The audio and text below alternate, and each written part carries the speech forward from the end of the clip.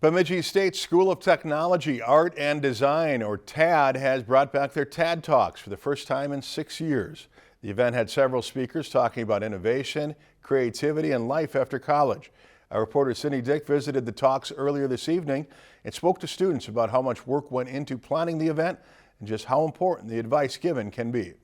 You may have heard of TED Talks, but have you heard of TAD Talks? They're basically the same. Experts from all over the country come to one event and give speeches and advice. But these TAD Talks aren't on a global stage. They take place at Bemidji State and are entirely run by students. Before the pandemic, TAD Talks used to come around every year, but this is the first time that they've been held since 2019. We're bringing in some industry professionals to talk about kind of their experiences with life, how they've kind of had to overcome certain issues in the industry, as well as showcasing some of the best things that the design industry has to offer. The event was put together by students in an event planning class. So not only are the talks an opportunity for the audience to learn, but for students to have a hands-on learning experience outside of the classroom. I had expected it to be more of like learning about how to plan an event on paper, or say like through slides or lecture, but instead we have real life experience through being on this team. Sheds more light than just reading about it in a textbook, I feel. It's awesome that we get to talk about